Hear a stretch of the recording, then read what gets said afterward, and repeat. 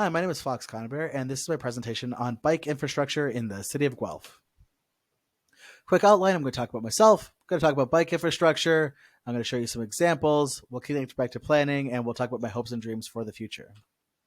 So I've been a lifelong bike commuter since probably middle school, so that's my clear connection to the topic, is that when I'm talking about these things, I'm thinking about my own life and the fact that there are times where I've had some close calls and it feels like I am taking my life into my own hands, and that's ridiculous. Biking isn't inherently that dangerous.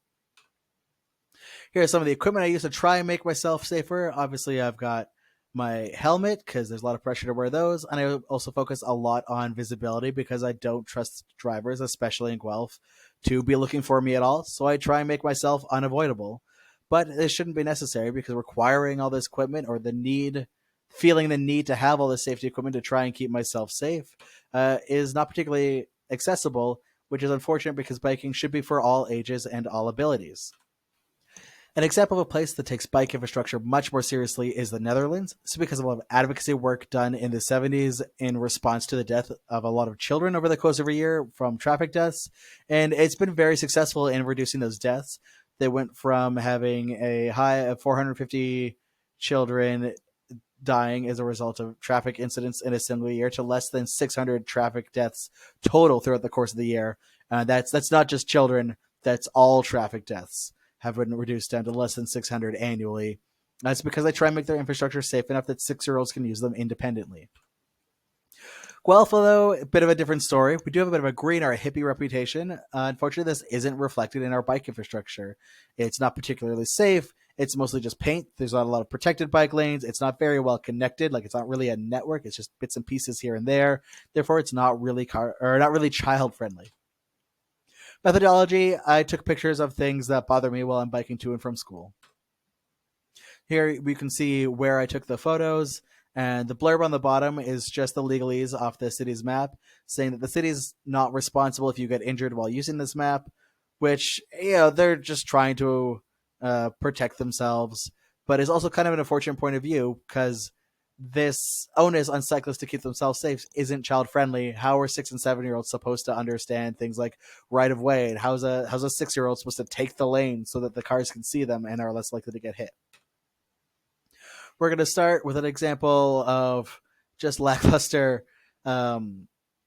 infrastructure. This isn't specifically bike infrastructure. This was a focus more on pedestrians, but the attempt was to get cars to change where they were driving on the road to slow them down and make pedestrians more visible. And as you can clearly see here, paint isn't enough to change driver behaviors. They'll just drive over the paint, including people driving city vehicles, if you notice that.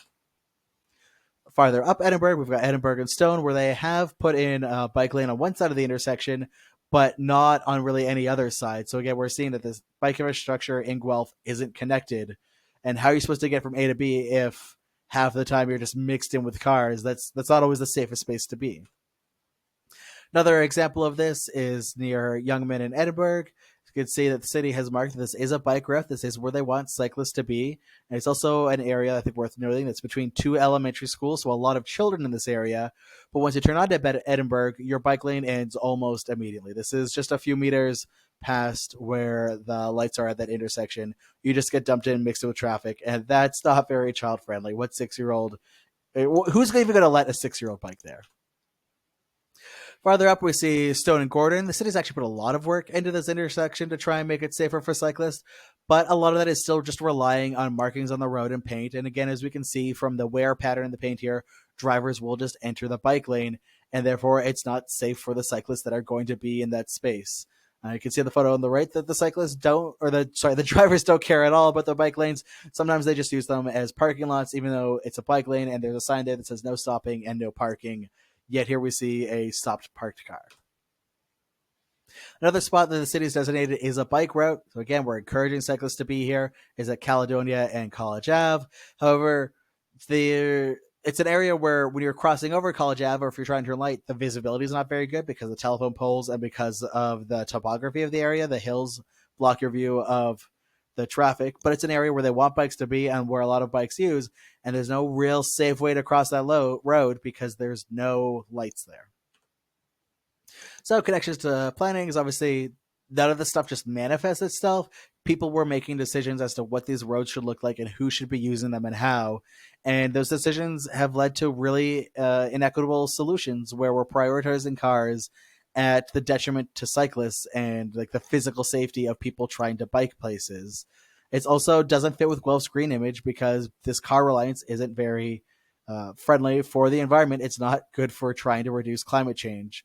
And so it just really makes me wonder who's making these decisions, what did the planning process look like, and how did we end up with these solutions that help such not just, they, I suppose drivers are a large group, but they're only one group. Why are we not worried about more different groups of people? Why are we not trying to encourage more modes of transportation? Sure, it's obvious my hopes and dreams for the future is that we're going to have more bike lanes, that they'll be protected bike lanes, and that they'll be better networked so you can get where you're trying to go without having to interact with cars. And this would just make things more equitable for everyone, for all ages and all abilities. You can see my references here. If you've made it to the end, thank you very much for my time.